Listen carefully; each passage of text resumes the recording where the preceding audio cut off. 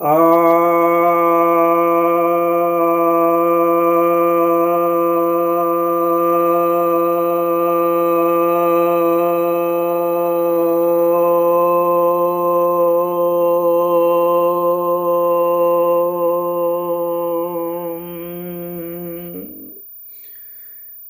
भक्तजनों को सप्रेम नमन।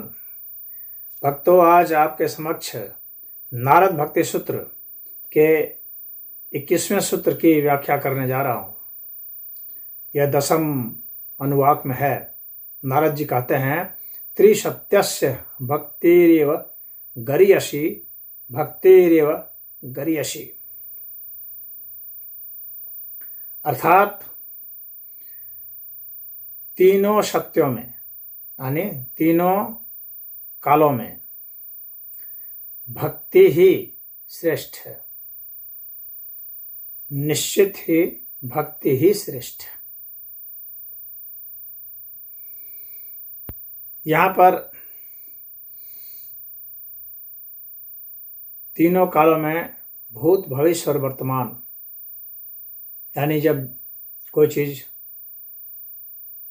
उत्पन्न अवस्था में नहीं थी और कोई चीज उत्पन्न अवस्था में है और कोई चीज उत्पन्न अवस्था में नहीं रहेगी, बदल जाएगी, इसके रूप बदल जाएंगे। इन तीनों ही समयों में एक भक्ति ही है जो कि श्रेष्ठ है। और तीनों साधनों में, अर्थात कर्म, ज्ञान और भक्ति, इन तीनों साधनों में भक्ति ही है जो श्रेष्ठ है। क्यों श्रेष्ठ है? अब देखिए, यदि आप कर्म योग का सहारा लेते हैं तो कर्म आप तभी तक कर सकते हैं जब तक जागे हुए हैं। यानी जब आप सो गए हैं तो आपका कर्म कहाँ है फिर?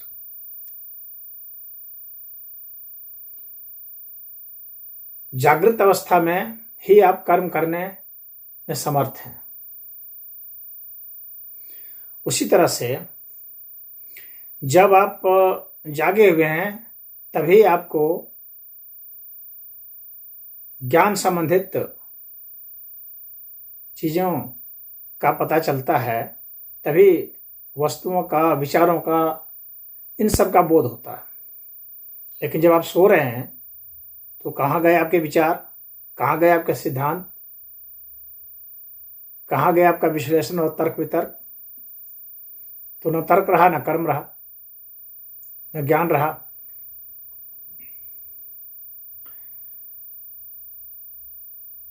परंतु भक्ति जो है यह अद्भुत है। यह आप सो रहे हैं उस वक्त भी संभव है। तो भक्ति का अर्थ क्या है? क्या भजन गाते रहना भक्ति है सिर्फ? तो ऐसा नहीं है। कुछ गाना गाते रहना ही भक्ति नहीं है। भक्ति बहुत विराट है। भक्ति भज धातु से बना है। इसका अर्थ है सेवा करना। और कैसी सेवा? निष्काम भाव से, अर्थात कर्म नहीं, क्रिया हो जाना। निष्काम कर्म का अर्थ हो गया क्रिया। आपकी हर गतिविधि क्रियात्मक हो जाए, जिसमें आपका मन शामिल नहीं रहे, वही भक्ति है। अगर मन शामिल हो गया तो वह भक्ति में नहीं आएगा, क्योंकि वहां पर अहंकार शामिल होगा। मन से बहुत सूक्ष्म मन शामिल नहीं है। कहने का मतलब मन से निर्देशित नहीं है। इंक्लूसिव तो है, लेकिन वहीं से उसकी शुरुआत नहीं है। वही एक डोमिनेंट फैक्टर नहीं है, वही महत्वपूर्ण नहीं है, उसी का वर्चस्व नहीं है। मन को वह एक करण बना लेगा, उपकरण बना लेगा। मन जो है मालिक नहीं रहेगा। तभी भक्ति होगी। भक्ति में क्रिया होती है। तो जब हम सोए रहते हैं तभी क्रियाएं होती रहती हैं। कर्म नहीं होते हैं, क्रिया होती है। कर्म अर्थात वैसी क्रिया जिसमें हमारा मन शामिल है। मन जिसको निर्देशित करता है, बुद्धि जिसको निर्देशित करती है, वही क्रिया कर्म कहलाती है।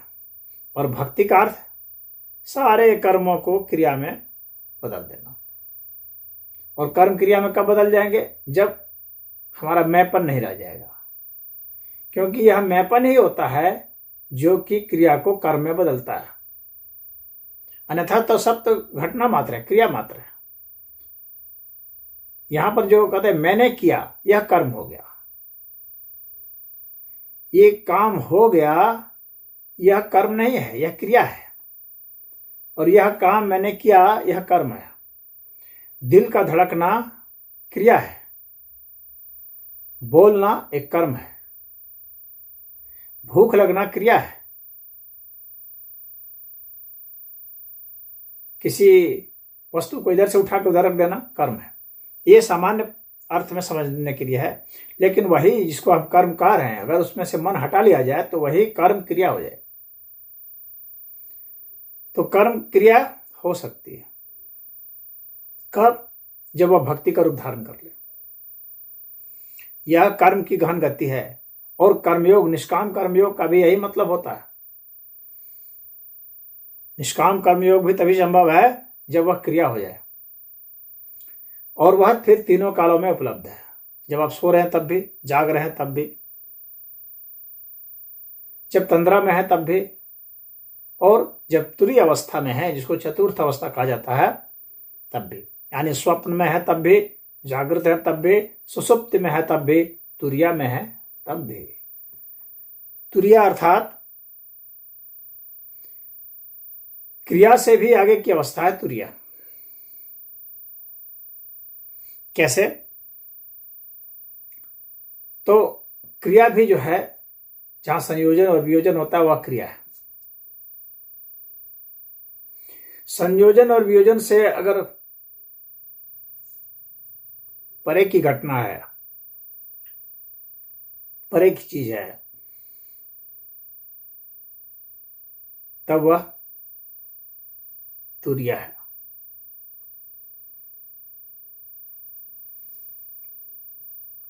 तो इसलिए नारद ने तीनों कालों में कहा है,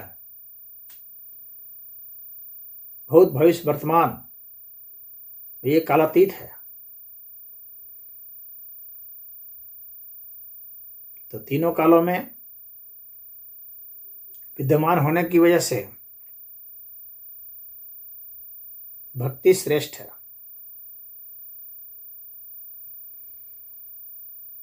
और भक्ति में ये ज्ञान और कर्म, ये दोनों शामिल हो जाएंगे।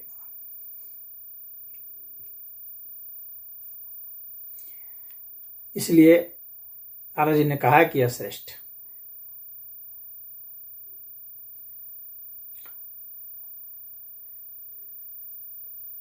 सत्य जो है वो कई स्वरूपों में होता है। एक व्यावहारिक सत्य है, एक घटना के रूप में सत्य है, वस्तु के रूप में, पदार्थ के रूप में सत्य है, एक ऊर्जा के रूप में सत्य है, और एक इस ऊर्जा से परे चेतन सत्ता के रूप में सत्य है। ये तीनों प्रकार के सत्य हैं, और भक्ति इन तीनों में विद्यमान है। इसीलिए भक्ति न पदार्थ का विरोध करती है, न ही ऊर्जा का, और न ही चेतन अवस्था का, बल्कि इन तीनों को ही मानती है, तीनों को ही पूजती है। यही भक्ति की महानता है। इसीलिए भक्ति श्रेष्ठ है। तो सापेक्षिक सत्य, निरपेक्ष सत्य में भक्ति विद्यमान है।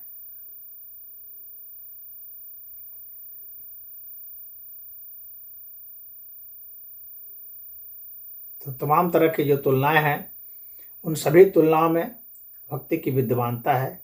इसलिए भक्ति की श्रेष्ठता की बात नारद जी ने की है। तो इसमें इतना ही। ओम हरि।